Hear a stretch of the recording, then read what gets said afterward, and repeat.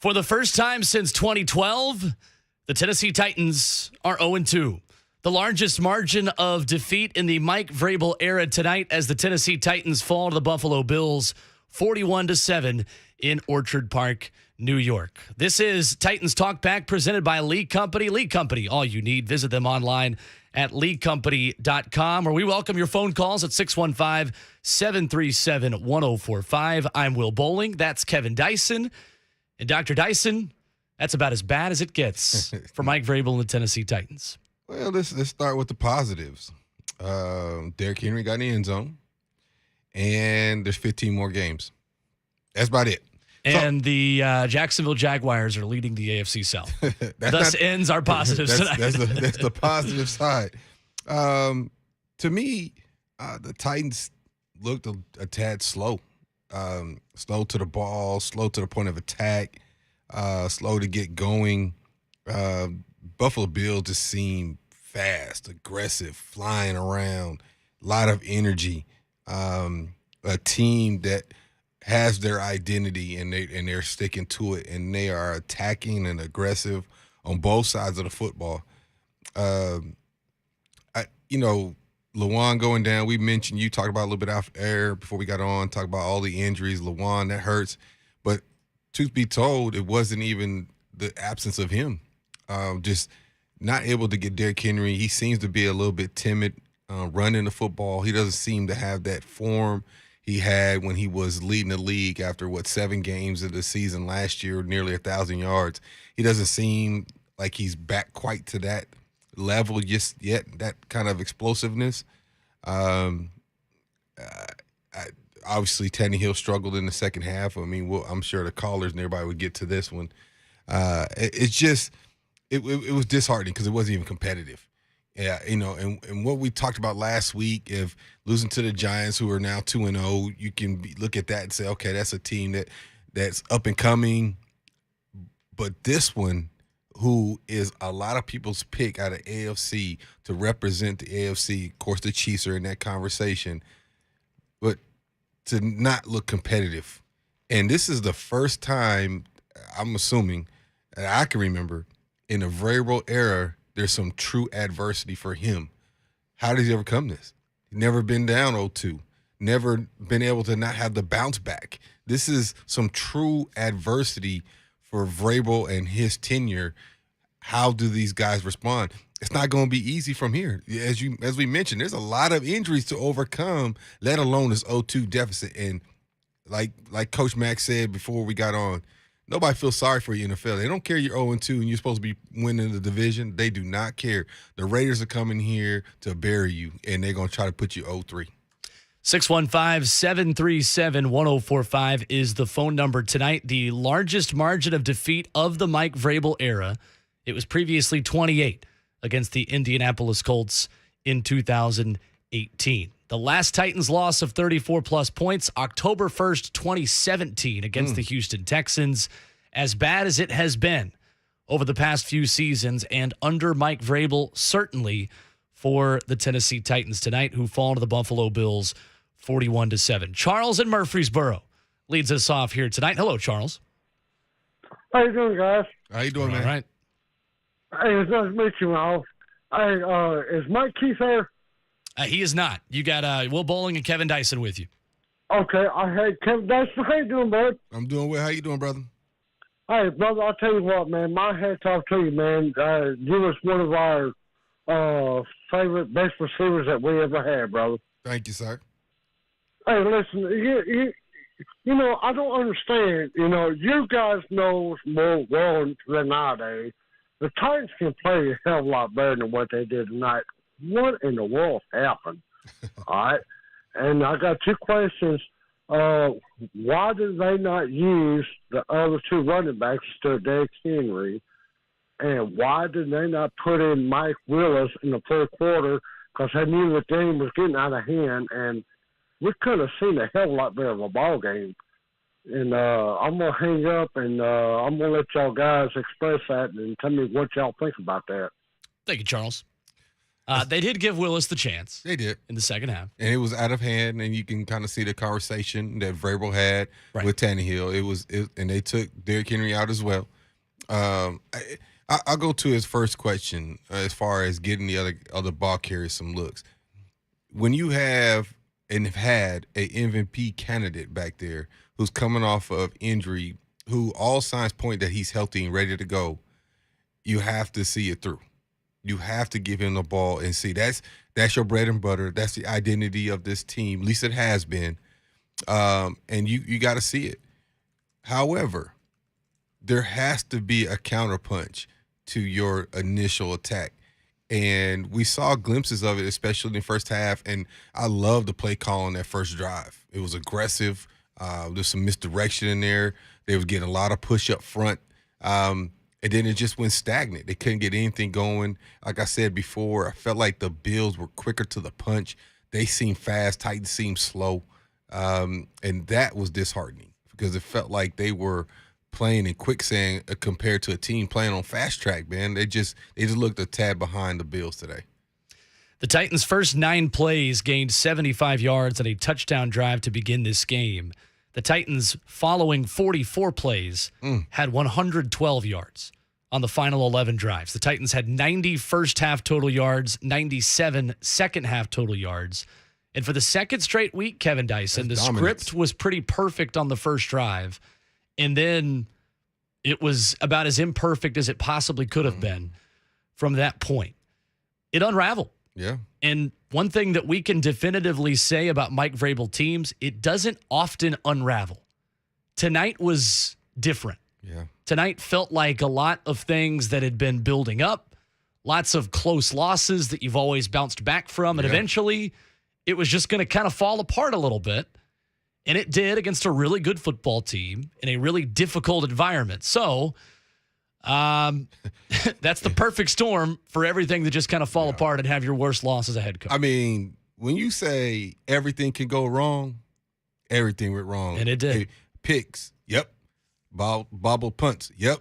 Fumbles, scrambling, yep. Give up a big play in the passing game, yep. Give up a big play in the running game, yep. You know, it's just every corner they turned around, there was nothing but disaster waiting for them. And again, I think the most disheartening thing about it was there was no bounce back. And to your point earlier as well, they went down methodically that first drive. And what I haven't seen is that great counterpunch to when the team punches you back. And it's like, okay, we're going to stick to our guns instead of having a counterattack. And it's just like, this isn't working. So now what? And that's what they got to figure out. They got to come back with that counter move to what teams are doing to them. I think people are on to Derrick Henry. They're going to corral Derrick Henry and make the guys on the outside beat them. They just don't believe the guys on the outside can beat them consistently right now. And right now they're going to dare Tannehill and those receivers to beat them consistently. And I'm not just talking about Traylon Burke or Robert Woods. I'm talking about Hooper, all of them. They're daring these guys to beat them consistently in the passing game. Eric in Nashville is up next tonight, where you can join us at 615-737-1045 on Titans Talkback. Hello, Eric. Hey, hello, Will, Kevin. Hey, Will, remember when I called you this morning? What did I tell you when I called you this morning? You told us that you wouldn't be surprised if it was a bad performance, a little bit of a letdown. Isn't that right? Yeah. And also I told you I think we're relying too much on the past because we have had a history of losing the teams we're not supposed to lose to, but then bouncing back and beating teams that we're not expected to beat. And a lot of people thought that was going to happen. I was one of those people that did not think. I thought this could happen, and one of the main reasons I said was because of the acquisition of Von Miller, how much he had made a difference to this team. And this is a different feeling with this team. They proved tonight not only are they the best team in the AFC, that they probably are the best team in the NFL. Of course, we'll find out a lot more, of course, when they go to Miami on Sunday. And, of course, it's a long season. I know that. But this Buffalo team, unless they suffer a lot of injuries or just whatever, it's just something different about this team. And to me, this is the team. Our Titans team is a team. They have to play pretty much perfect ball because other than Derrick Henry, it seems like right now we just really don't have any type of weapons or threats that can match other teams. Yeah. And that's what gets us in trouble. We have to win ball control, low score, not make mistakes, because if we fall behind, we're in trouble. Because I believe, and I hate to say this, guys, if we fall behind by more than like 2 touchdowns, this team might be in trouble because I don't know if we're just capable of coming back, falling behind in that type of a deficit. And it's just everything that did go wrong tonight, will go wrong tonight, did go wrong. Yeah. And, guys, we're facing some teams with quarterbacks that are just as good, if not better, than Josh Allen, of course, and like Justin Herbert and, of course, Patrick Mahomes. And, guys, I'm telling you what, maybe we'll get it together and maybe we'll make the playoffs. I don't know because I don't want to give up on the season.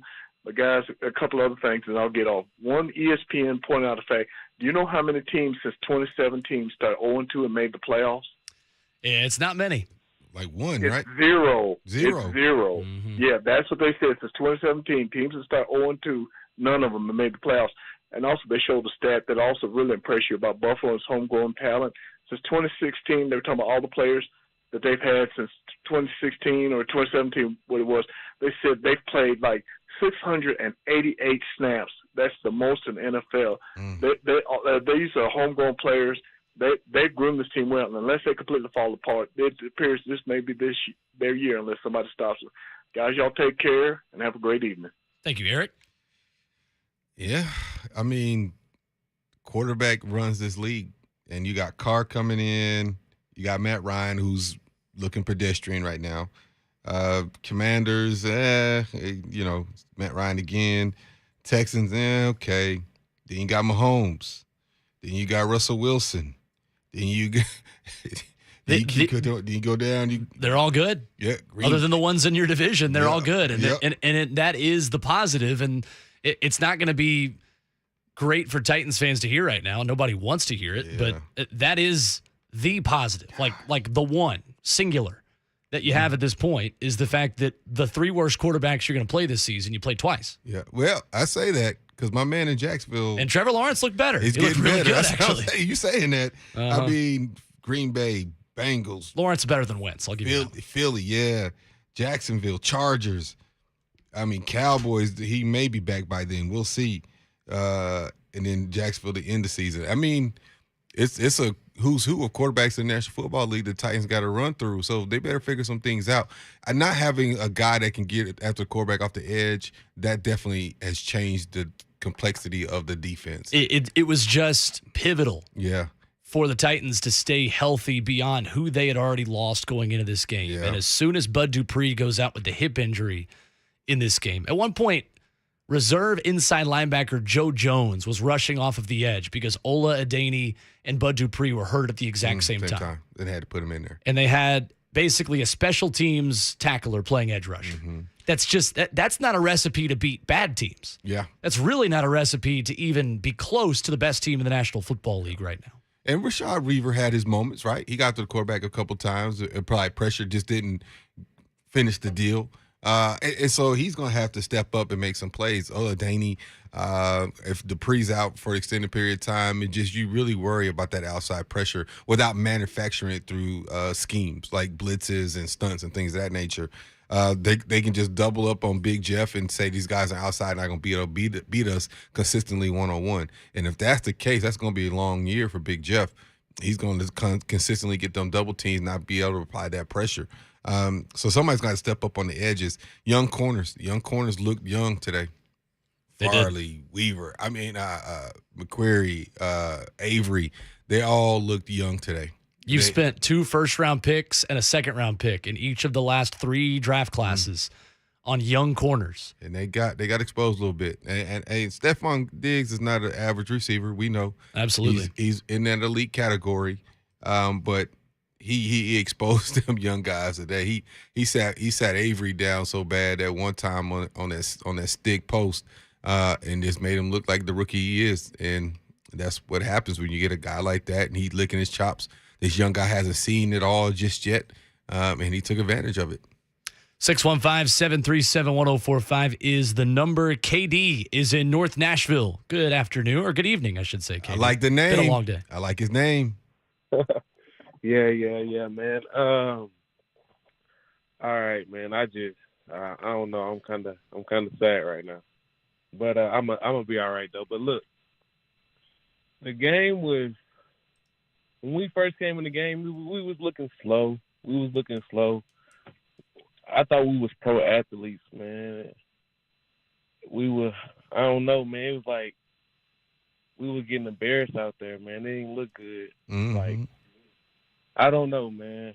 It's hard, man. I've been a fan almost 20 years now, and it's hard, man. It's getting hard, man. That's all I can say. Yeah.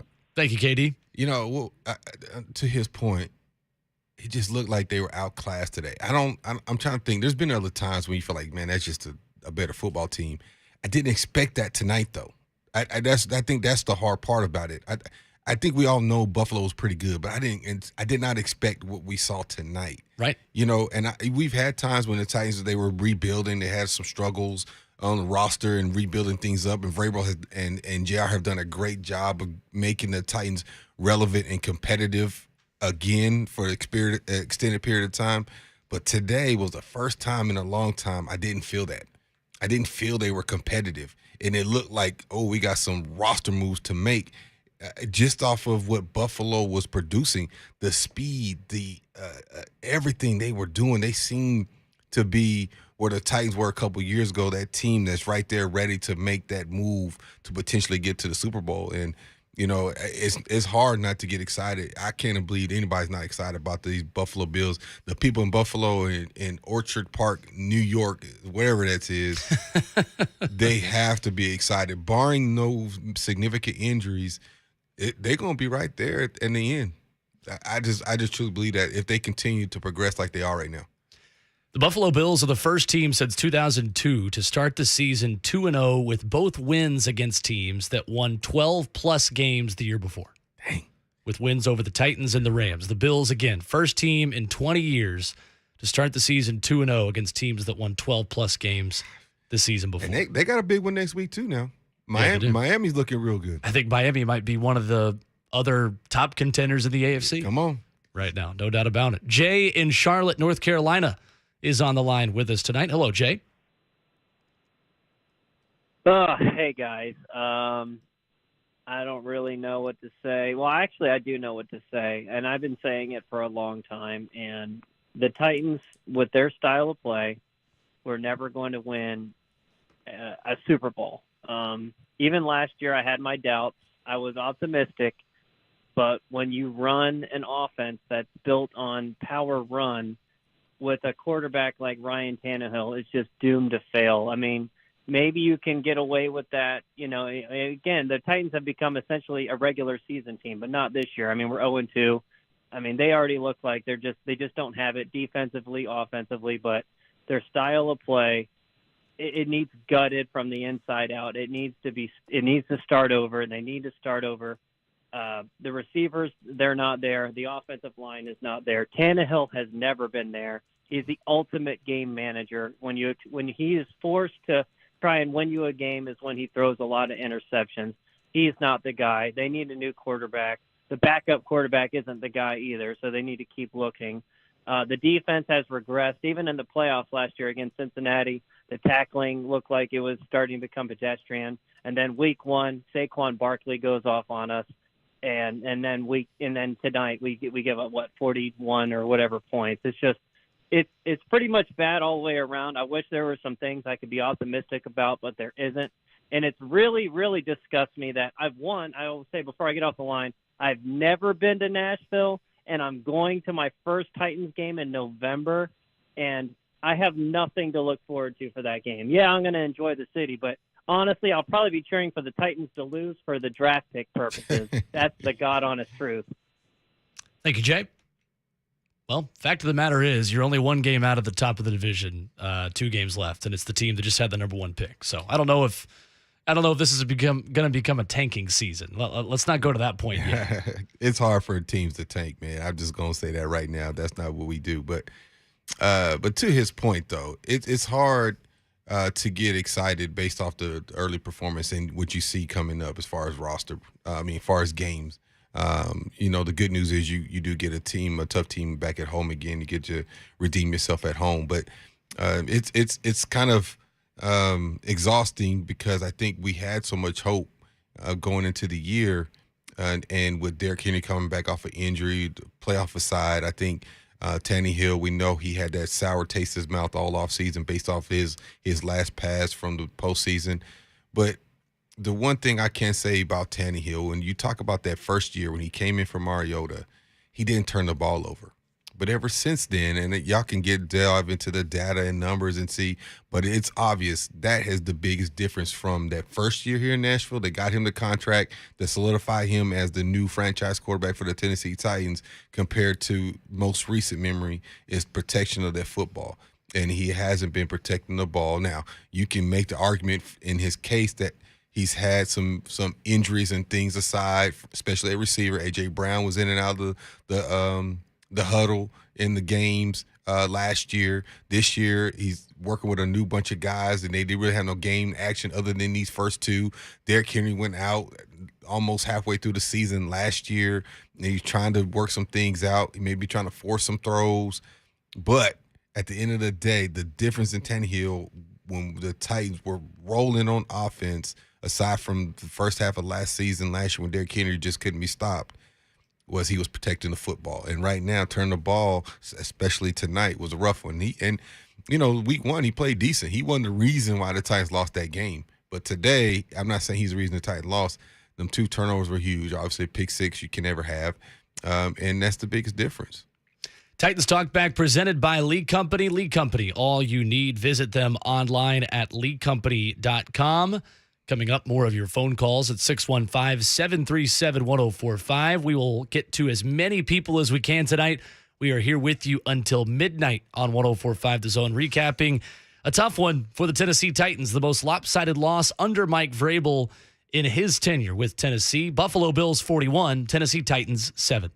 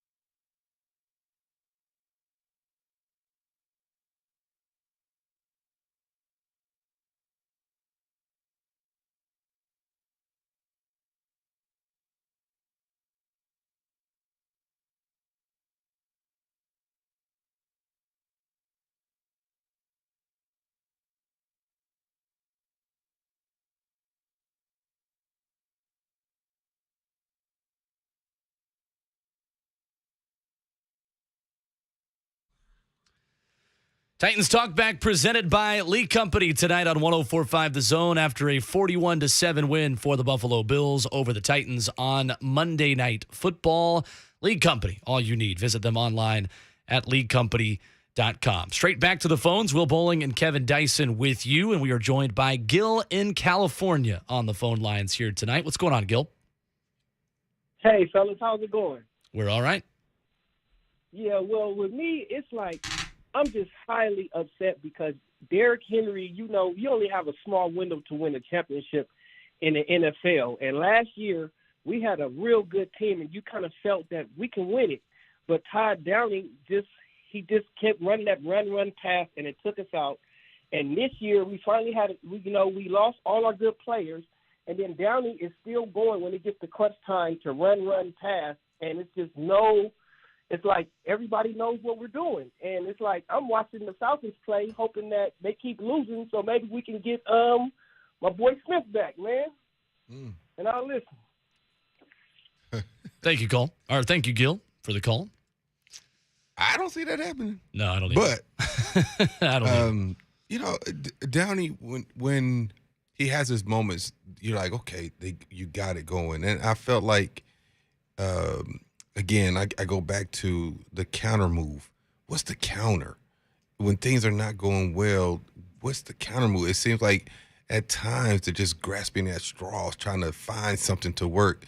And if it's not Derrick Henry left and Derrick Henry right, now what? The counter move has been explosive plays from Derrick Henry in the run game to get you out of jail. Or it had A.J. Brown. Making plays vertically. And you don't necessarily have a vertical threat. And it don't have to be Treylon Burke. It don't have to be Robert Woods. It can be like we had Delaney Walker. He was the vertical threat.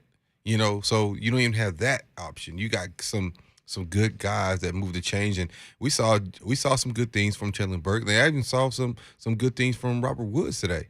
But, again, the lack of vertical threat, teams daring these receivers to beat them in one-on-one, saying you're not going to beat us vertically. We're going to sell out to stop Derrick Henry. Until they change that narrative, you're going to see more stagnant-type offense like we saw again these first 2 weeks. 615-737-1045 is the number tonight on Titans Talk Back. Uber King here in Tennessee is up next. Hello, Uber King. Oh, my God, man. I mean, what was we doing during all these month pumps? Was we putting jerseys on our hands because we needed moisturizer? Did somebody fart on the sideline and just blow out everybody's hips and legs and everything? I just don't understand what's going on. People, especially when you mess up in the game, don't act like you hurt after you mess up. I don't like that type of stuff. Oh, my neck, my back, my neck and my back. I don't want to hear all that, man. Just win the game. Jesus, Lord. I don't know what's going on, man. I got box passes for the whole season, and I ain't been getting the box since before Corona. Now I get the box, and we can't even win a game. It ain't worth it. Jesus, Lord, man. I hope it gets better. I just hope it gets better. I don't know if I should pray. I don't know if I should go throw some holy water on the Titans football field. I don't know if I should get a Baptist preacher to just do the Holy Ghost dance in the middle of the Titans stadium. But we got to change something, man. We got to change it. Thank you, Uber King. I appreciate that call. Hallelujah. 615-737-1045. Jeremy in Clarksville up next. Hello, Jeremy. Hey, guys. So I was wondering if y'all could elaborate on what you touched on earlier about Derrick Henry running timid. Kind of noticed he's running soft myself. It's 11 on 11 out there, so, he's got to make one man miss. He got corners coming up and tackling him on the corner. So I was just curious if y'all could elaborate on that and quote the Bill Parcells. This is the reason why he lifts all those weights, and I'll listen. Thanks. Thank you, Jeremy. What do you think? It's almost as if he's looking for the contact and trying to protect his lower body and stopping that wheels from turning. You got to keep them wheels churning, man. And most people will tell you, like, as soon as you get through that first line, drive them knees even higher, keep them wheels going. And it's almost like he's just ready to go down. It's very reminiscent to what we saw the first couple years before, and I hate to say it like this, before he had that conversation with Eddie, and then all of a sudden that light bulb clicked, and we just saw a whole different man. And we're seeing some shades of that from his first couple years in the league when people were like, "We'll put him in," but he just wasn't the dominant force that he was at Alabama. And then we had that glimpse, obviously MVP candidate, leading the league in rushing, explosive play after explosive play. The confidence level was up. Right now, don't necessarily have that same feel. It looks like he's still trying to find the magic. He's not as explosive. He's looking for contact, and that contact is coming, and it's not that same dude moving the piles as we saw before. In his career, Derrick Henry, in the month of September, has played 22 games. He has 3.9 yards per carry. In those 22 games, he has 10 touchdowns, one of which comes today. That includes the Titans' 41-7 loss to the Buffalo Bills. If there is a silver lining in his performances, it's the fact that the classic Derrick Henry does not warm up until October, November at the earliest. And there is plenty of time for that switch to come on. The bad news is those teams had A.J. Brown. Those teams had Corey Davis. Those teams had Jonnu Smith and Delaney Walker and vertical threats in the passing game that defenses do not have to respect with this current iteration of the Tennessee Titans. So, like you said, what's the counterpunch? What's the plan B? I have no idea what this Tennessee Titans offense is good at right now. Yeah, and again, go back to your point too. Yes, he did have all those guys, but he was explosive with it. Right. He had a confidence level. He still had the explosive plays in the running game. Absolutely. And he had the confidence level too that he was just and then we had the confidence level in him. We just like, it was just like at any moment it's going to break. Now you're just watching like, I hope he just gains 5 yards. And that's frustrating. It is. That's frustrating. I can feel the pain of the fans, man, just watching it. It's not even fun to watch right now, and then I feel like Downing is looking at that, and if that's not rolling, he doesn't have confidence in what his counter move is because he doesn't necessarily know these guys yet. Still trying to figure out the receivers, what they can and cannot do, call in plays. Now, we've seen glimpses, so it's there. It's almost like, when you play golf, you had that one good shot. It's there, but you got to do it over and over and over again to prove yourself. And that's kind of how it is with him in his offense. It's there. We've seen it. We saw it that very first drive, as you mentioned, 75 yards in the first drive, only 100 and some odd yards total after that. That is concerning. And he came and he mentioned, he apologized to the team this year, as we talked about this morning. And how would that be? And they did come out relaxed and move the ball. They had a lot of energy, and Buffalo quickly stopped that. They quickly shut that down. They went to the head of the dragon and they said, we're going to stop you from running. Dare these guys to beat us. And they did. They dared these guys to beat us, and they didn't. I think Tannehill threw the ball 20 times, and they didn't get a whole lot get going. They only converted, 4 first downs on 4 of 12 on third down, 33%. I mean, it's hard to be successful doing that, man. 11 for 20, 117 yards, 2 sacks, 2 interceptions, a 32.7 passer rating tonight for Ryan Tannehill. 1 for 4, 6 yards for Malik Willis, who does complete his first pass in the regular season as an NFL quarterback, a passer rating of 39 for him in mop-up duty in the second half. He's got to protect that football, too. He had that thing dangling. Yes, he does. He about threw a pick on his first throw as well. Yeah, that was nerves. For those of you, before you call in and mention a quarterback controversy. That was nerves, though. Certainly. I'm going to get that to him. That was nerves, man. You coming in, your first game's Buffalo. Man, that crowd's rocking. And they had their starters in at that point. Yeah, they did. There were no backups in the game. Oh, man, that was nerves. At that point. He settled in. He got his legs moving. You see some glimpses, but you also see the deficiencies in his game, the accuracy, the anticipation of throws, things of that nature. You still see that lapse in the skill set, but you can see the potential. Is he ready? Not in my opinion. He's not ready to take the helm. Not yet. He's still a little bit away, but this was a good experience in an environment like Buffalo against a caliber defense as he saw with that speed. That was a good test for him. That's some good film to break down to see where he can get better. In the second half, Kevin Dyson, Ryan Tannehill was 2 for 8 for 29 yards and 2 interceptions, including a pick 6 for the Buffalo Bills to put in the dagger to a game that was already on ice. At that point of the games. I'm be interested to hear his midweek interviews and things of that nature because people are going to ask him. And it's a quick turnaround. It is. Very quick. Yep. 615-737-1045, the number. Jed in Nashville is up next tonight on the phone lines. Hello, Jed. Hey, guys. Just kind of want to throw out a classic line to start it off. I'm not mad. I'm disappointed. The Titans today performed maybe the worst out of any time I've seen them in the past 5-6 years, I'd say. I haven't seen a loss this embarrassing since 59-0 to the Patriots in the snow. That's what And Will honestly, said. I thought that was as bad as it was going to get. But a point to bring up, and this is along the Todd Downing line, we go back to the 2020 season. Arthur Smith is our offensive coordinator. We're living it up. We're scoring 29.6 points a game. He leaves next season. We have Todd Downing at the helm. What do? Go down to 24.2 points per game. This season, I don't even want to look at it, but I'm sure we're less than 10. So, boys, 14 I and a gotta say half. one thing and one thing only. Fire Todd Downing. Y'all have a good night. Thank you, Jed. Or just under 14 points a game right now. Not great. Yeah. Mike Vrabel postgame effectively telling the media the loss is never on one specific person. No, never is. Mike Vrabel is not going to fire Todd Downing. I think I can pretty confidently say this season. I would agree. Yeah. That could always change. That could get worse.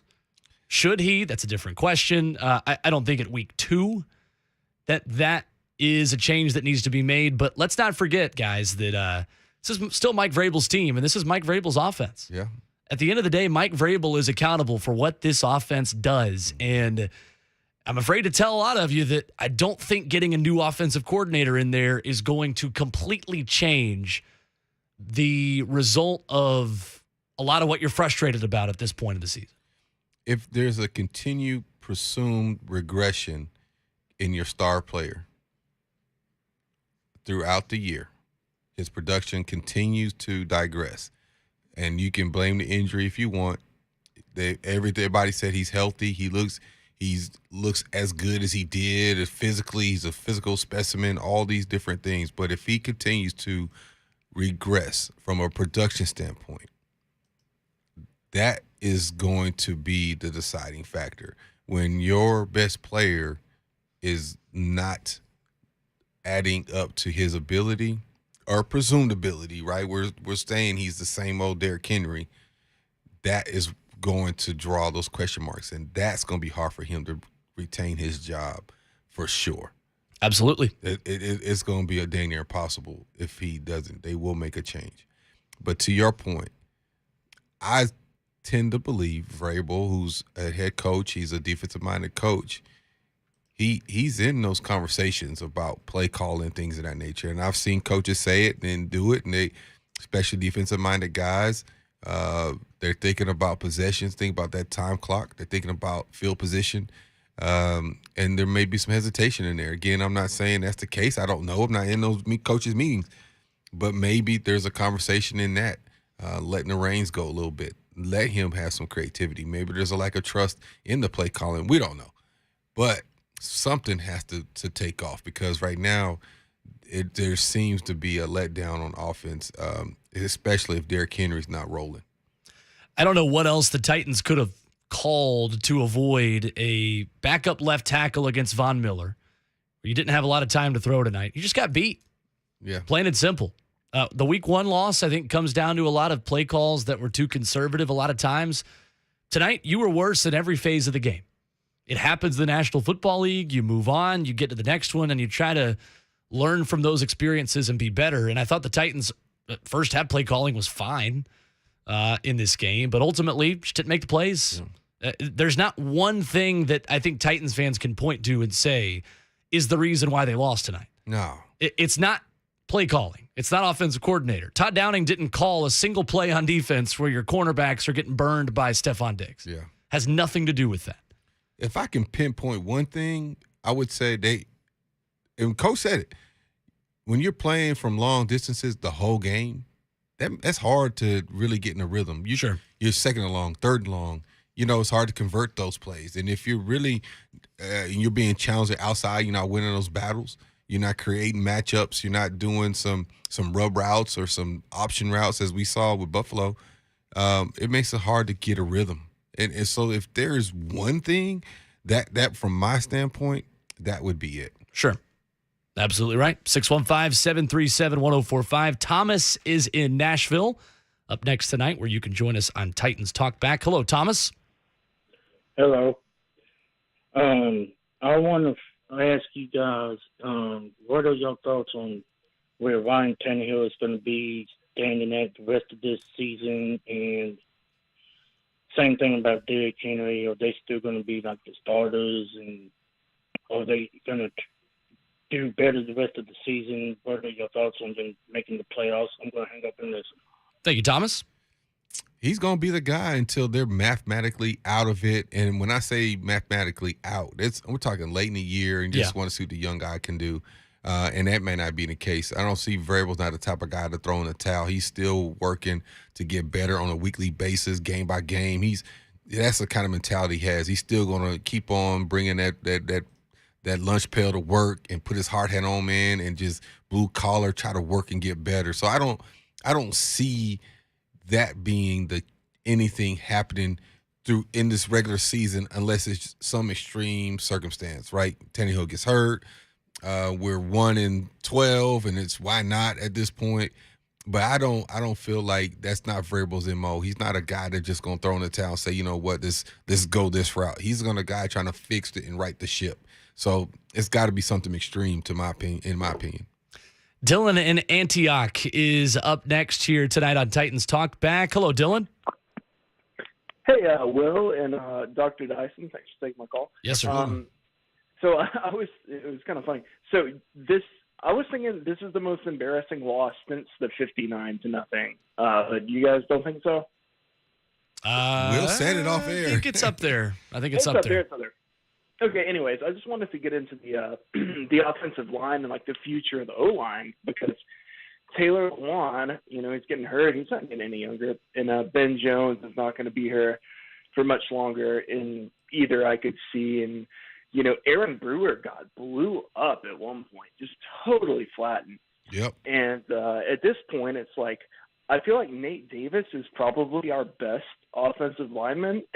And it's just, they've missed on so many picks. I mean, we don't have to go through it and rehash it out. It's like Isaiah Wilson, Dylan Raditz can't do anything. I mean, he's in there chipping a little bit, but could you guys just speak a little bit about the O-line and how you feel like the future of the O-line is going to be?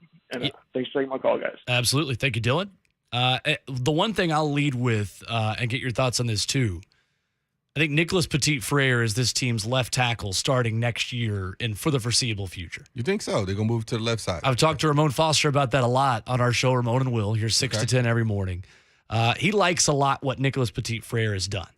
Okay. But you got problems at tackle, and for me right now at left guard as well. Aaron Brewer trying to battle for that competition. It's still early. Dylan Radins, I think, is going to be in the mix to play a little bit at left guard as well. But I think Nate Davis, Dylan is right, is the one guy who should feel the most confident about his place in this team, and that's your right guard. Yeah, and Brandon Jones.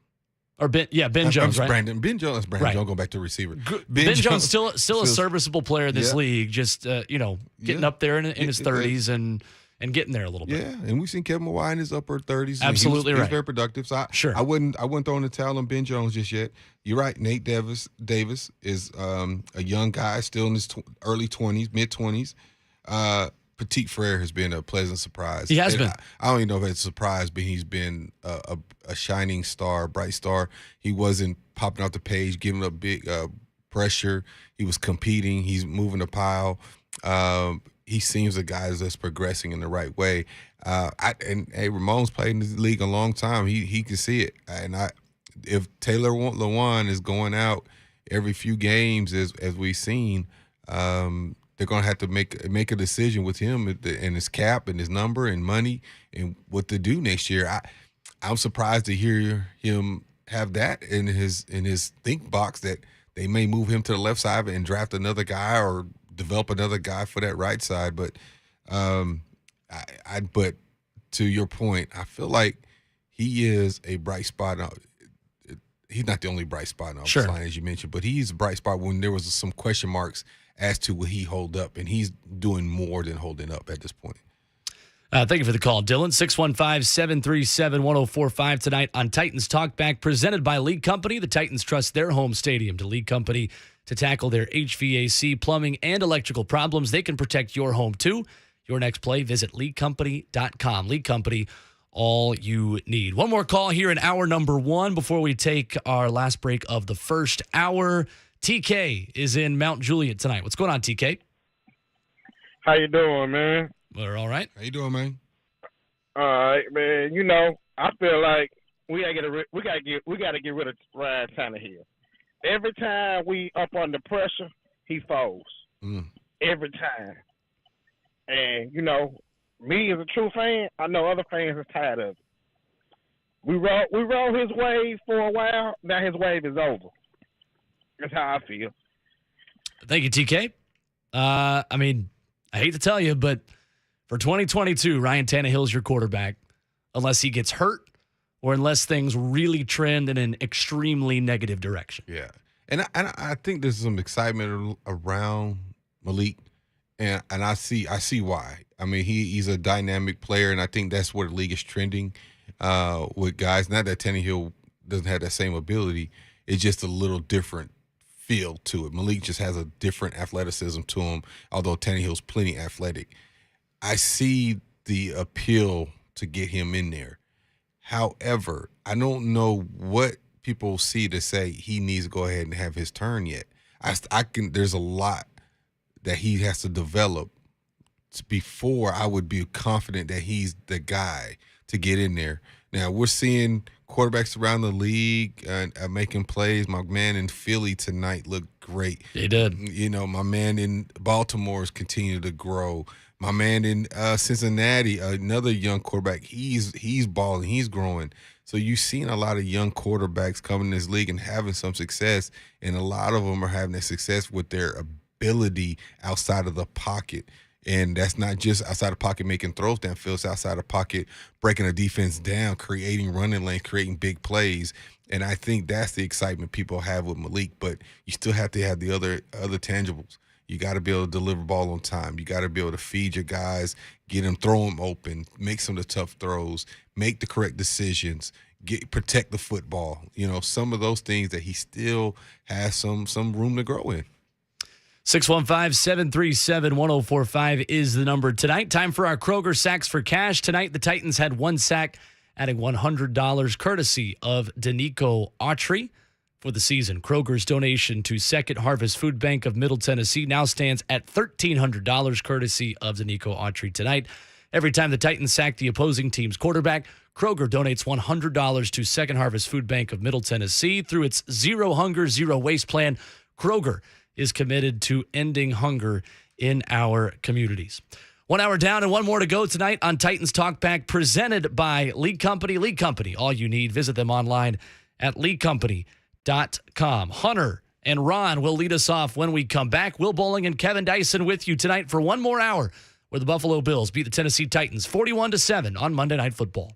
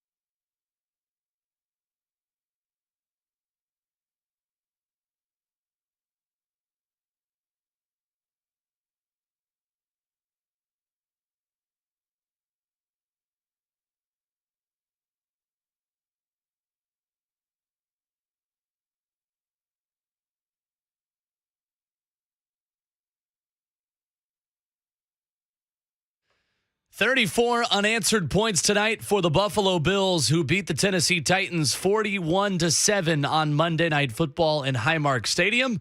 One final hour of Titans Talk back here, presented by League Company on 104.5 The Zone. League Company, all you need. Visit them online at leaguecompany.com. Alongside Kevin Dyson, I'm Will Boling. You join us on the phone lines at 615-737-1045, where Hunter in the Borough leads us off in the 11 p.m. hour. Hello, Hunter. Hey, guys. Thank you for taking my call tonight. I guess ultimately my real question to you guys is, if you guys were John Robinson, where we go from here? Because, I mean, obviously this team's not going to win the Super Bowl this year. I mean, that's pretty evident compared to last year's results to this year's results. So, I mean, and you guys were talking earlier about how you wouldn't place blame on one person's shoulders, but in my opinion, it would fall onto John Robinson's, if anybody's. I mean, it's his fault that this offensive line is absolute garbage. I mean, it's Swiss cheese, and people are going to blame Tannehill for tonight, but I love Vrabel making that call, actually, getting Tannehill out of there for protection reasons. I mean, with 3 coming through 5 like that, pretty hard. So, I don't know. Where would you guys go with this? Would you just admit that it's a rebuild since you traded AJ and kind of get what you can for the stars we have on our roster? Or, I mean, do you just continue with the great defense and hope that this team edges out a playoff appearance? Thank you, Hunter. I don't think you throw in the towel by any means. I agree. I think you still feel like there's some winnable games on your schedule. All of them. There's 15 games left. I still think you're, until proven otherwise, I still think you're the class of your division. There's definitely some improvement in your division. Jacksonville's doing better. But I still think that's one of those teams you kind of have their number. Until they proved otherwise, you still feel like you have that. So I feel like you can still win your division, get into the tournament. And once you get there, anything can happen, as we saw with Cincinnati last year. They got hot. Now, that's a long stretch. It's about this next week with Oakland. And I joked about it this morning with you guys with this in the NFL, in a series of the biggest games of the year. This is the biggest game of the year coming up. We just had the biggest game of the year. Now we're on to the next biggest game of the year, which is the Oakland Raiders. And you have to show up and show out for this one. Buffalo, as I mentioned earlier, if you would have told us the Titans were 0-2, you'd have been shocked. But if you said 1-1, you would have said, okay, Buffalo, that would be the one. You know, you got the Giants one got away from you a little bit. I don't think two people are shocked that the Bills beat the Titans. I think they're shocked in how the Bills beat the Titans. That was the clear dominance. They look like the class of AFC, and the Titans look like the team that's trying to figure out their identity. It's shocking because we have not seen a Mike Vrabel coached team quit like that. And that's exactly what they did in the second half of this game, being outscored 24-0 in the third quarter. That is the reason why you don't throw in the towel at this point, and why you have to continue trying to win every single game and you're not thinking about your draft picks, is because the Jacksonville Jaguars are leading the AFC South. The Indianapolis Colts are 0-1-1, and Matt Ryan threw 3 picks, and Jonathan Taylor didn't look good on Sunday. It's because you got issues in that division. And if there has ever been a formula to go 500 or go 9-8 and make the playoffs and try to get hot and try to do something weird, it's by winning a division that's really not very good this year. So for the Titans fan that's asking, well, this team's not going to win the Super Bowl, why even try? That's why you try. Is because the last time the Titans made a run in the AFC playoffs, they did so as the wild card in 2019 and were 1 win away from the Super Bowl. And I'd be careful. There's no such thing as quitting in the National Football League, not in a player ever. Because if any sport, if you quit and you don't go full speed, that's an injury, and that's a career-threatening injury. So you can always go hard, right? And they're always going to play hard. I didn't see the players shut it down. I saw them still playing hard. They just got out-executed. They were slower to the punch. The Buffalo Bills seemed fresher. They seemed more alive. They seemed more sure of what they were doing. They seem to have the Titans up against the ropes. It's just like being in a heavyweight bout, and all you're doing is on the ropes, and punches seem to be coming from everywhere. And that's what it seemed like, especially offensively and defensively too. I mean, they get no escape from this, but offensively, it just seemed like they were up against the ropes and they were grasping at, what should I do? Should I throw this haymaker? Nope, that didn't work. Should I throw this uppercut? Nope, that didn't work. I'm gonna throw this straight jab. Nope, that didn't work. It just didn't seem like they could find anything to work aside from that first drive. And that right there was disheartening. And to me, that shows you the essence of the mind state of both teams. The Buffalo Bills had that mindset that we're going to win this Super Bowl. The Titans look like they had the mindset of, oh, snap, what are we doing? We got to find something to work, and nothing is working right now. In 2019, the Tennessee Titans had an ace up their sleeve named Ryan Tannehill. Yeah. After a shutout loss in Denver, when things probably were as bad as they are right now, at least equal at that point. If you want to talk about the most recent, most embarrassing loss for the Tennessee Titans, losing to that Denver team and not scoring a point is certainly up there in the conversation. Right. The Tennessee Titans turned to Ryan Tannehill. And Ryan Tannehill, with the help of Derrick Henry, led them to the AFC Championship game. My question for you, Kevin Dyson, you mentioned the counterpunch and the plan B behind the initial script and behind Derrick Henry. What is this team's get-out-of-jail-free card? Because it's not a veteran backup quarterback who's sitting there with experience who can take the reins of the offense and immediately carry you with new energy. Yeah. Who provides that new energy and spark for this team? Speechless. Who? Exactly. Who is it? I think that's why Titans fans certainly feel the way that they do tonight. Because even in 2019, when things were bad with Marcus Mariota, there was still in the back of everybody's minds, all right, well, you got one last roll of the dice if you need it. Yeah. Malik Willis is not to this team what Ryan Tannehill was to Marcus Mariota in 2019. Absolutely not. Man, that's a great question. That's one y'all going to be dissecting all week long. Because, that's right. I mean, 6 to 10 a.m. tomorrow morning. Yeah. I mean, who? And you feel comfortable with it, that they can go and run off a string of victories. I don't know if you have that right now, because your main ingredient is sour right now. Derrick Henry's not getting off as we've seen before. He doesn't look as explosive as he did prior to the injury, and is that coming back hopefully sooner than later? But right now, to your point, that's a great question. Who? I don't have an answer. I don't see it right now.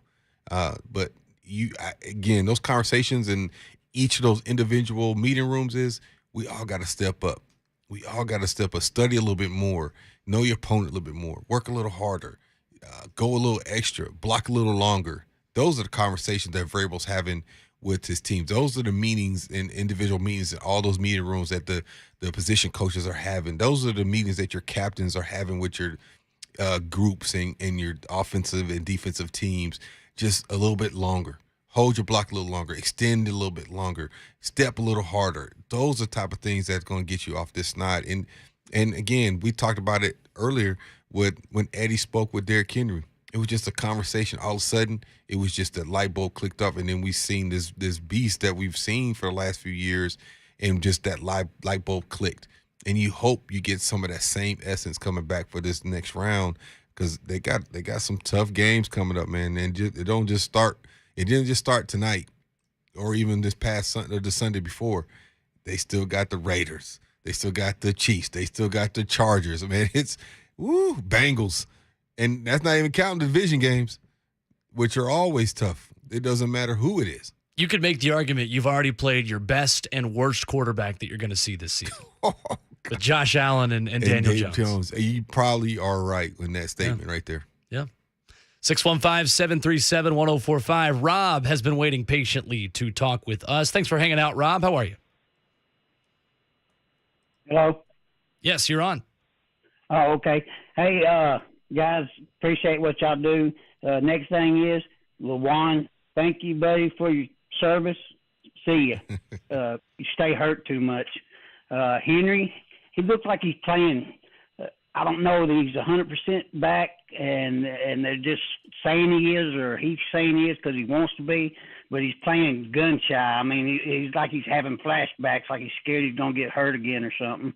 And as far as the team, same old MO, they don't want to spend or keep players when they develop them or they emerge as being good players.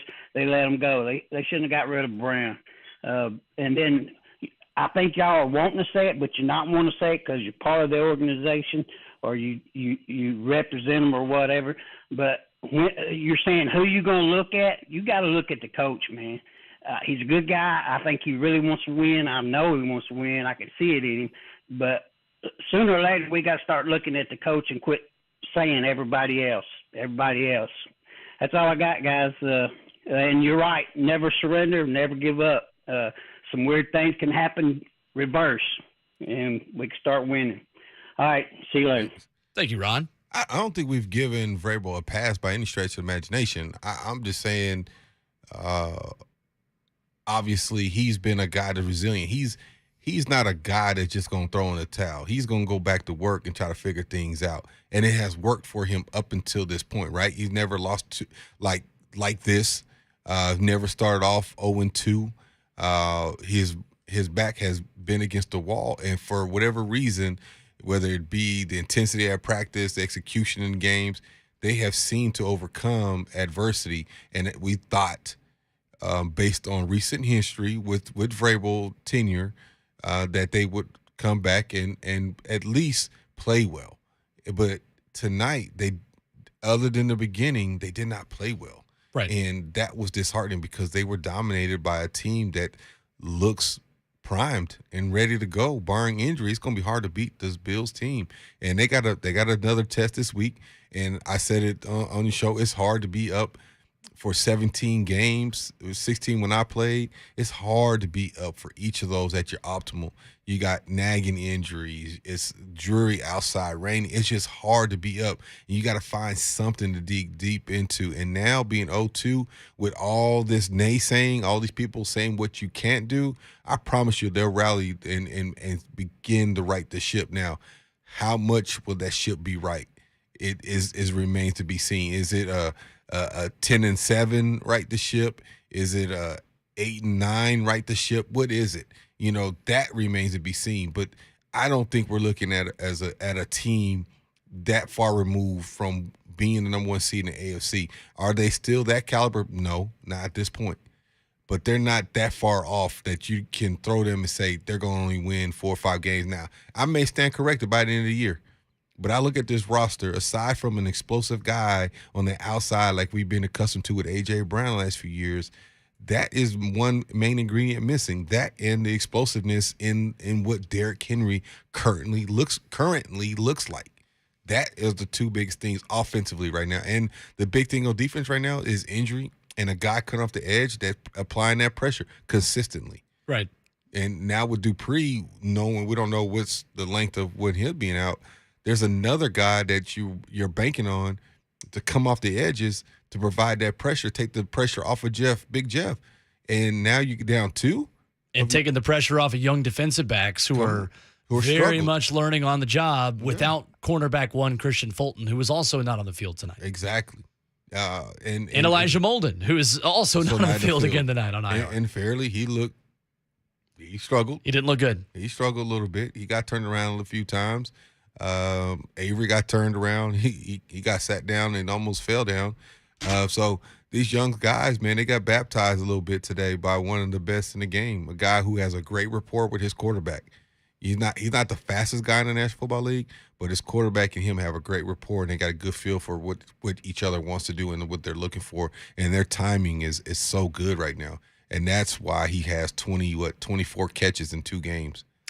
And to set the record straight on what we've said about Mike Vrabel, we said it about 30 minutes ago that at the end of the day, Mike Vrabel is the one who's accountable for what happens on that field. Him and JR. Him and John Robinson are. And even going back to the offensive play calling, Mike Vrabel is the one who is ultimately accountable for what plays are called on both sides of the field. And you know what? And I feel like both of them, for the most part, have taken ownership on it, and will say that's on me. Absolutely. And I feel like they know it starts with leadership, and then it trickles down. And I feel like they have. I think the frustration part is, excuse me, with the leadership part right now, I feel like it's the same thing going into each game plan. It's Derrick Henry left, Derrick Henry right. That's not working. Now what? And that's been the most disheartening piece of all this is what is the counter move to when things go south? And today they just kept going further and further downhill. It's in Antarctica. Yeah, and you never could get out of it. You just kept digging that hole, digging it deeper, and you never found anything to get out. And you tried to add a little spark with the young quarterback, and what happened very first play? He almost threw a pick. Right. And then what happened later on? He fumbled. You know, it just seemingly kept getting worse and worse and worse. But if anything we've seen from Vrabel, he's going to go back to work. He's going to find a way to get better. This is where you earn the title of being the NFL Coach of the Year. There you go. No doubt about it. 615-737-1045 is the number tonight here on Titans Talk Back, presented by Lee Company. Will is in Los Angeles. I'd like to be in Los Angeles right about now. What's going on, Will? It's sunny, man. It's awesome. That sounds pretty good, man. I mean, it's not sunny right now, but sure. You know, it's not 95, and we have some Titans fans out here. It's not, it's not bad. I just want to talk about a couple of things and a lot of stuff you guys have touched on. Will, nice to meet you. Great name, Mr. Dyson. It's an honor to be on the phone with you. Appreciate it. Big fan. It's interesting. It's like last off season, it seemed like J-Rob was, this is our Super Bowl window. We are going for it. They went out and they got Julio in that trade. They built these pieces around it. This is what we were going to do. And it just feels like the nature of this last off season is that we might be in a rebuild, like a soft rebuild, and the fans just don't know it yet. Because the O-line is decimated.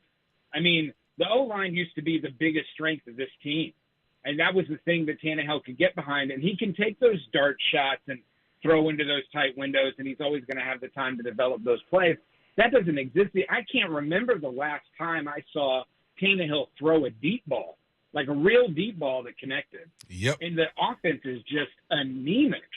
They can't do it. I can criticize the defense if I wanted to as a fan, but I feel bad for the fans because it's so frustrating. I've been a Titans fan since they moved to Nashville. The offense is just anemic on the back half, and it felt like this offseason was, let's offload a lot of cap space, let's draft a lot of potential, let's go young. So young, we don't have a punt returner. I'm just interested to see what you think about that because it does feel like the Titans, this may not be like, oh, hey, the Titans have a shot at a playoff run.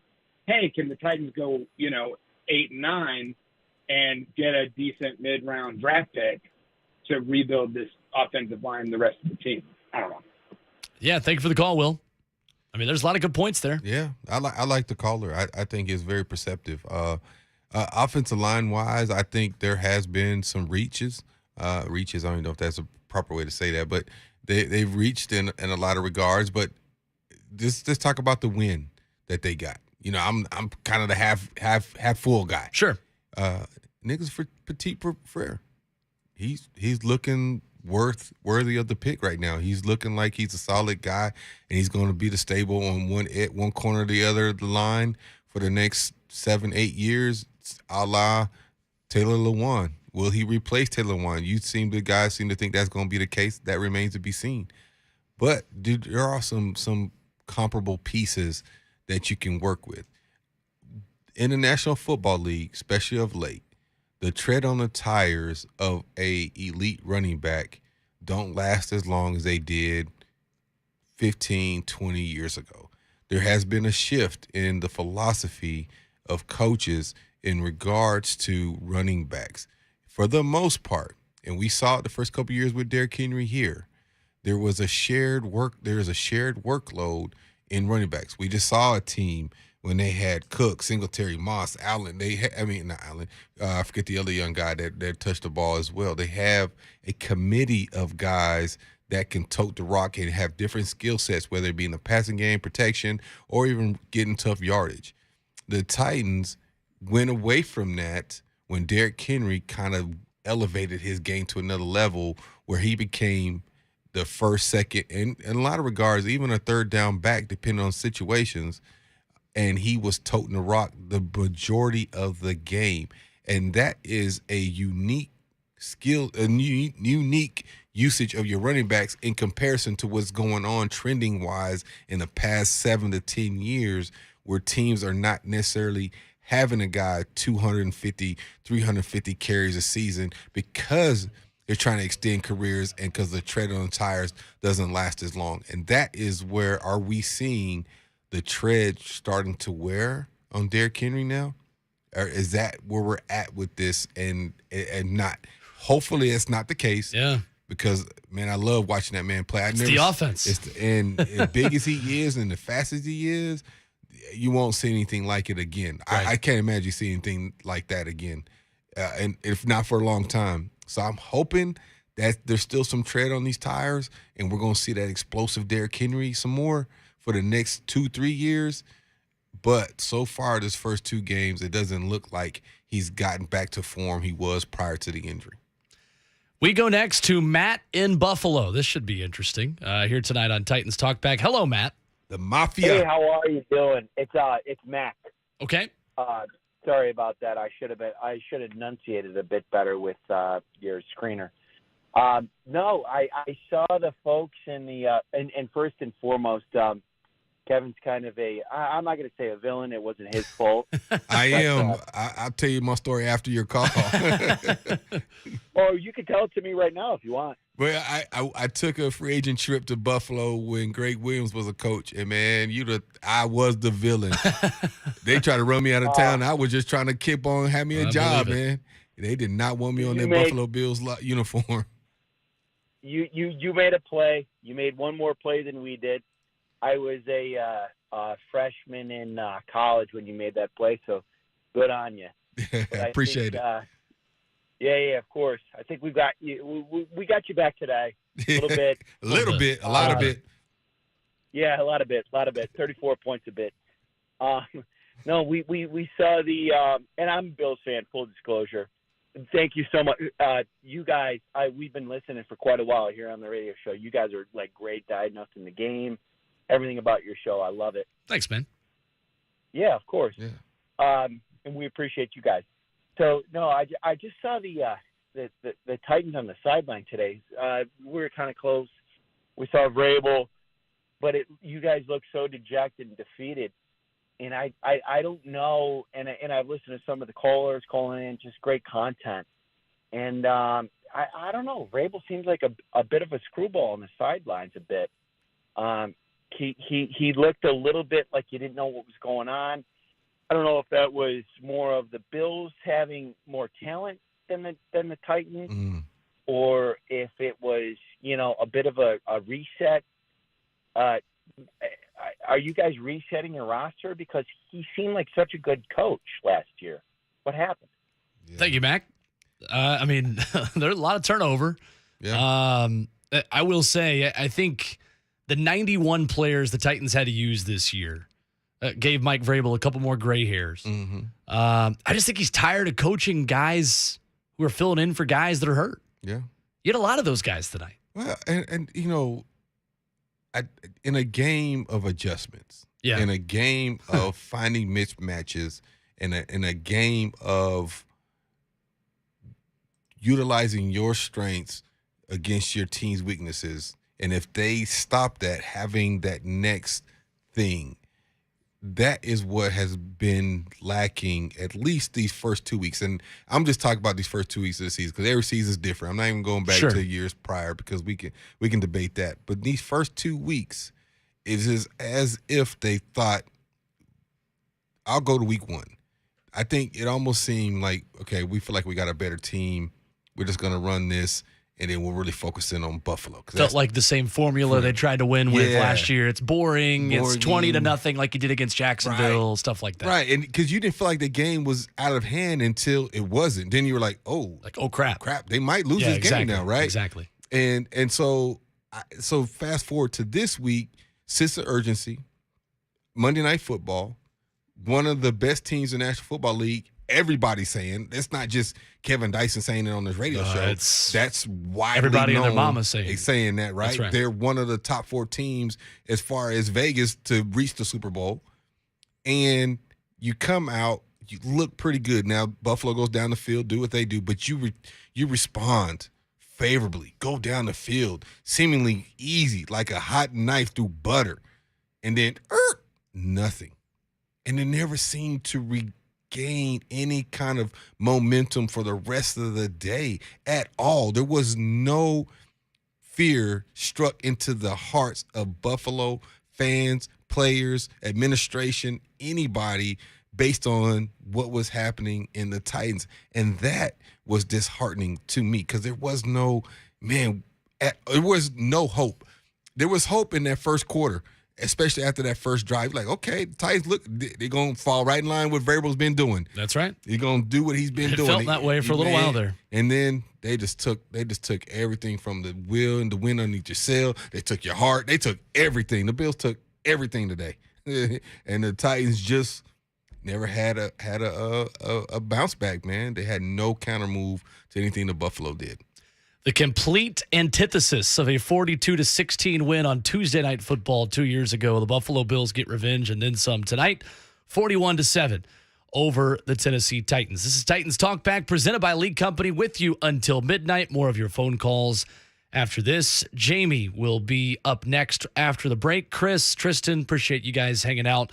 We will get to your phone calls coming up next right here on 104.5 The Zone, where the Buffalo Bills beat the Tennessee Titans 41-7.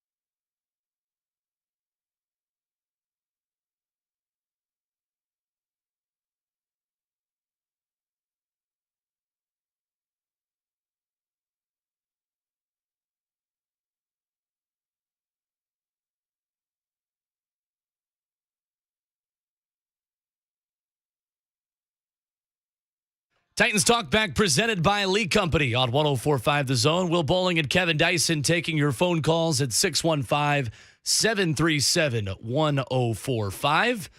Facility managers need a reliable partner for their HVAC, plumbing, and electrical needs. They trust Lee Company's 24/7 service and their team of experts. Your next play, visit leecompany.com. Lee Company, all you need.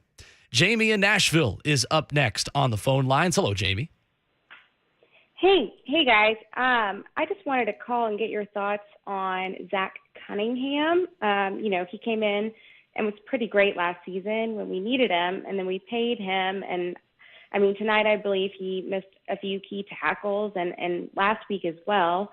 So I kind of just wanted to get your thoughts on his play, and I will hang up and let you answer. Thanks. Thank you, Jamie. Man, interestingly enough, I was kind of trying to pay attention to him a little bit today just to see, especially when the injuries started popping off, just to kind of see where he was. It's hard for him to be engaged as far as being productive. Basically how the Bills ran their offense. He was dropping in pass coverage a lot. He was doing what he needed to in the run game. He didn't get a whole lot of tackles, but he was filling gaps, forcing runners to help other guys make plays. He's still a formidable defender. He still looks good. I think he's still a 100-plus tackle guy, and he will be, but it's all said and done. It's just hard for you to get going when everything else around you seemed as flowing. The play-action game was going for Buffalo. The vertical game got going. The option game was going. They really, other than that big run there by Cook, they really didn't do anything in the running game other than the quarterback either, for the most part. And I guess I shouldn't say that because Jared Allen had that one big third down conversion. But right. They did, as far as up front, they did what they're supposed to do in the run game. They got some concerns in the pass rush, getting after the quarterback, and in that back half of the secondary, them corners struggled today. They struggled against an elite receiver in Stephon Diggs, who had 12 catches, 148 yards, and 3 touchdowns. That's a great night. You saw everybody on the defense have a tougher job once Bud Dupree was out with a hip injury and without Christian Fulton.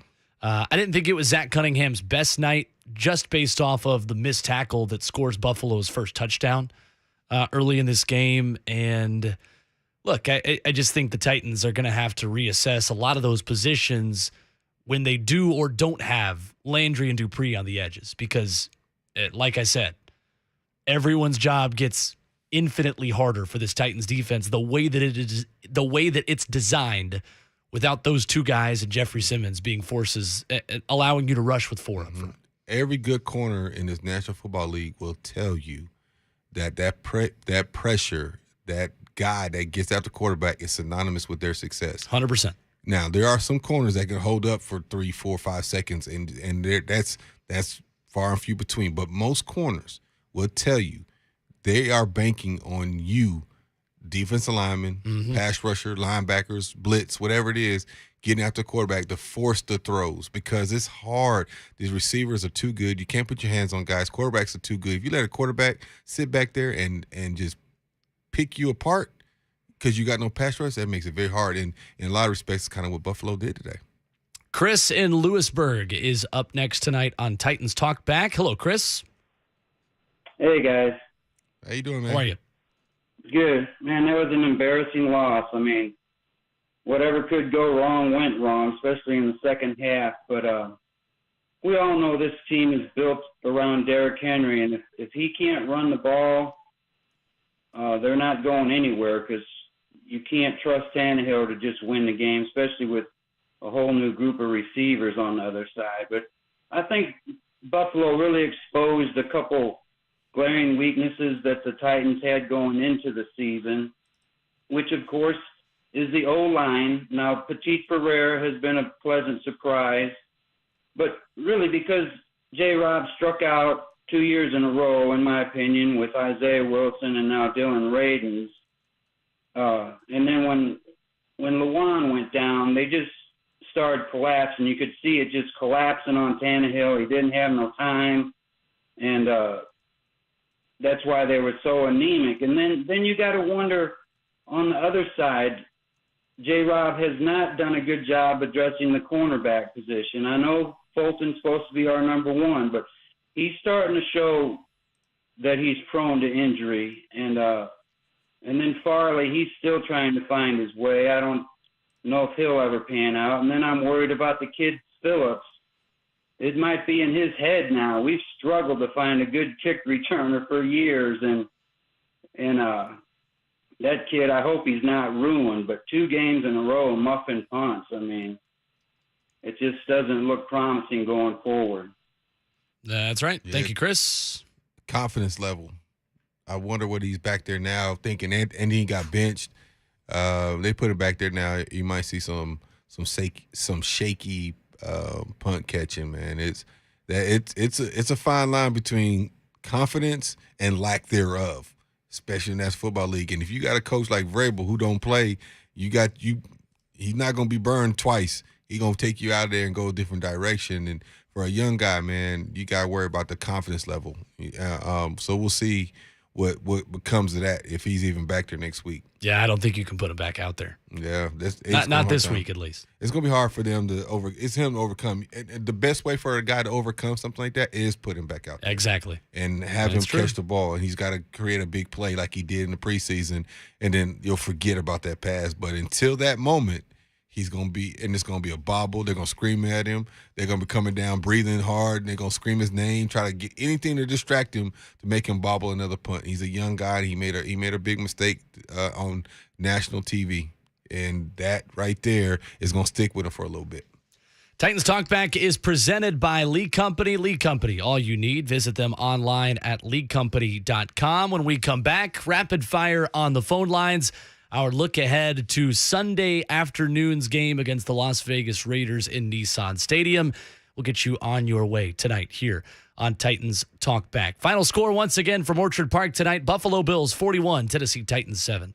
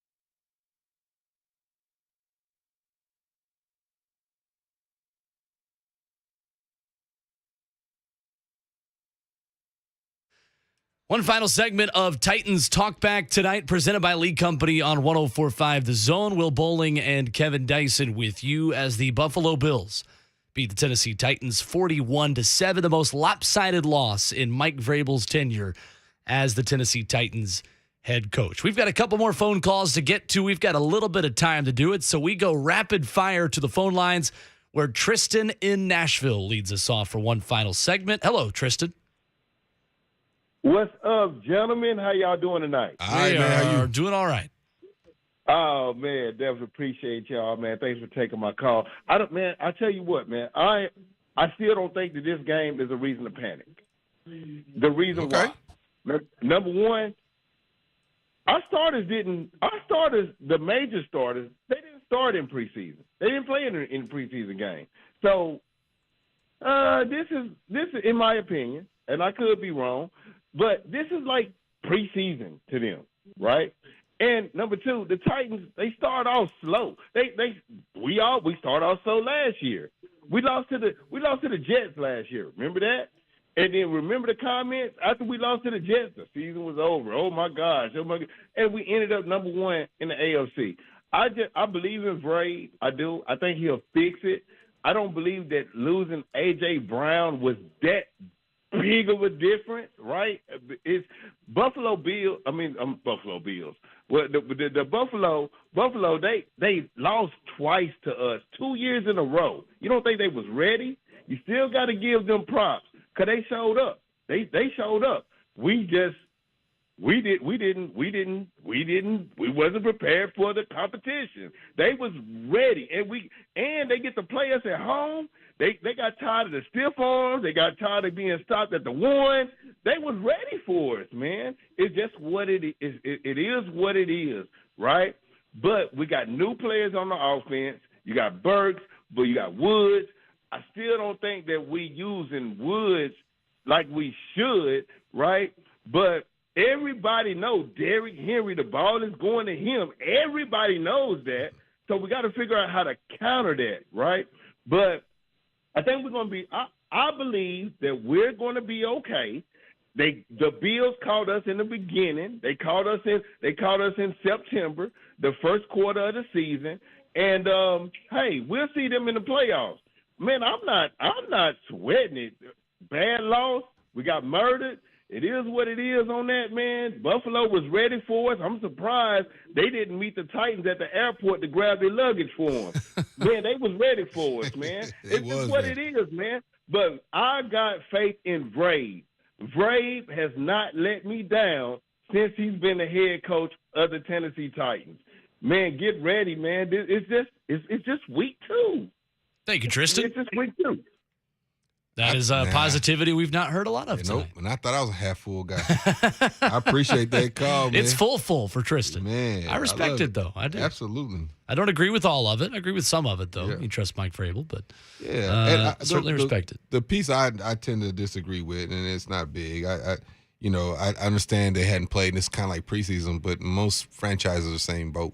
Yeah, but Bills could say the same thing. Same thing. And they look a little bit fresher. They look a little faster, a little bit more prepared, a little bit further along in their season, if you will, even though they didn't play much in preseason. So that'd be the only thing I disagree with for that. But the rest of it, man, I appreciate the optimism. And he's right. It's only week 2. But we're here talking about it, and that's what we do. We analyze it, and it is week 2. But today was ugly. You pretty much got dominated against a Super Bowl contender, and you're not even the same atmosphere as them right now. And if you want to be considered in that elite status as far as teams and considered a Super Bowl contender, at least compete in these games, and that wasn't even competitive today. Robert in Virginia is up next tonight on Titans Talk Back. Hello, Robert. Hey, guys. How you doing? We're all right. Yeah, I want to thank Dyson, man. Personally, I know exactly where I was at when the Music City Miracle happened, and I'll never forget that. But I got off work early, man, just to come home see the game because, that's what Titans fans do. Because we have a tendency to, play down to teams that we think we're going to, blow them out the water, and we end up losing to those teams. Mm-hmm. But, Buffalo is a good team, but I thought it would be a more competitive game. most of my questions have been answered, except for one. What I want to know from you guys is, every team in the NFL, they can beat you any given Sunday because they're professionals. But I kind of wonder why Tennessee lose to teams like the opener against the Giants. I'm not saying that they're a bad team, but that's one of the you saw the score. You saw how it came out. It just looked like we had that game under control.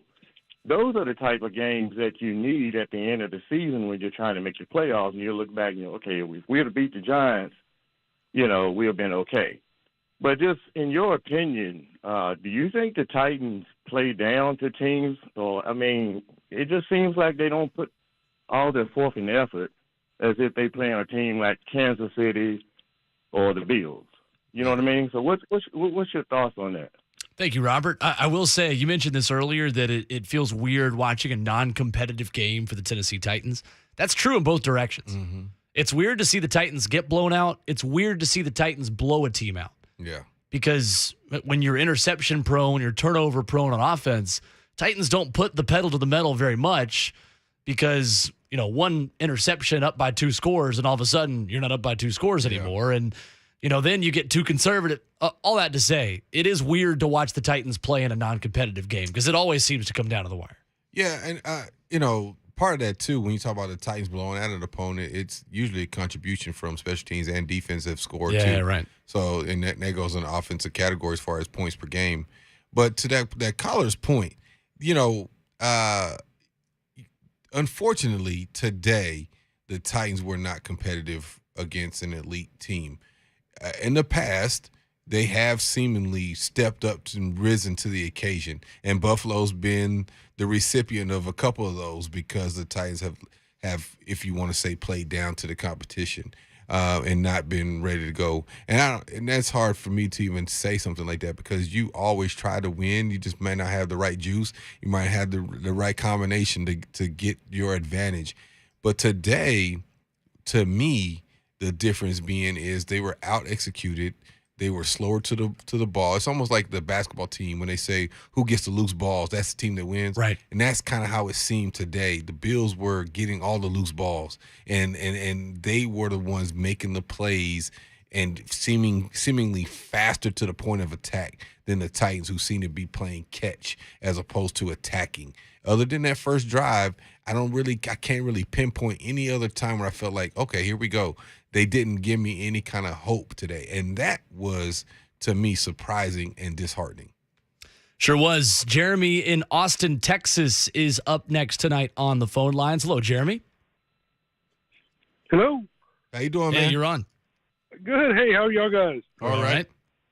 All right. Hey, I've got some concerns about Vrabel, considering that I don't think he's a very good coordinator in either. Obviously, he's a DC, but I think he's gotten very lucky with the coordinators he's had, and how long can this go on? He had Dean Pease for a long time. When he didn't have him, their defense was horrible, and obviously Downing's, he's a little rough right now. Yeah, thanks, Jeremy. I think that's a little unfair to say. Shane Bowen, no complaints about him a season ago when you have the most used players in the NFL. Really the only coordinator hire that hasn't worked out for you so far, comparatively, is Todd Downing. Matt LaFleur and Arthur Smith are head coaches. Yeah, and all the naysayers we have now, obviously for a reason. I'm not dispelling anybody's beliefs. But we weren't singing the same tune last year when Derrick Henry had 900 some odd yards, on pace for 2,000. You got the 1 seed without your best player. Yeah, and don't get me wrong, there was some arguments about his play calling, not seeming being aggressive, seemed to be predictable. They kind of have that 1-2, then punch, that first down, second down run, then I'm going to throw the football. And people were arguing with that last year as well. I think, to me, the continuity and imaginative game planning does not seem to be there. He doesn't seem to have a connection to what the players' abilities are versus what is working in the game. And if the running game is not working, if Derrick Henry's not running off chunks and making his life easier, because if that's going, the running game is going, it makes your play calling a lot easier. Let's be real. If that's not going and it's not making your life easier, he has seemed to struggle, at least this year for sure, struggle in countering his initial thought process and plan. It just seems like he has a script. I'm going off this script, and we're going to see if it works. It didn't work. All right, we'll start over next week, as opposed to, hey, they're doing this on the fly. We're going to adjust our protections to this. I want to try to hit this right here, this route in this gap. Or we're going to change our running, what we're going to do in the running game. We're going to change up the blocking. The professionals, that's what you do. You make adjustments on the fly. You might call a play you ain't seen in 3 months in the game, because now they're lined up to, hey, we're going to call so-and-so. Like, man, what is that? We ain't called that play since, like, training camp. But that's what you have to be able to do as professionals, and they'll remind you, and you go out there and you execute. That, to me, seems to be the lack of creativity and counter move so far. Now we look ahead the next week's opponent in the Look Ahead presented by Eurofix. Let me remind you that Eurofix repairs everything European that you drive, and below dealer pricing. ASE certified technicians, a local company that has serviced Middle Tennessee for over 2 decades. Visit EurofixOnline.com. Next week, the Titans take on the Las Vegas Raiders Sunday noon in Nissan Stadium. Award-winning Titans countdown begins at 11 o'clock. Lee Company countdown to kickoff at 9 a.m. And that is our Look Ahead presented by Eurofix. Titans radio coverage is produced by Philip Noel and Brad Willis. Studio producer is Joe Hunkapiller. Scoreboard producer Lucas Panzica. Promotions director Rich Ferris. Director of sales is Hunter Rice. General manager Allison Warren. Operations managers Charlie Cook and Paul Mason. The executive producer of Titans radio is Rhett Bryant. For Kevin Dyson, for Brett Batchelor, our producer, I'm Will Boling saying good night. Once again, the Buffalo Bills get the win tonight over the Titans, 41-7. We will talk to you on Sunday.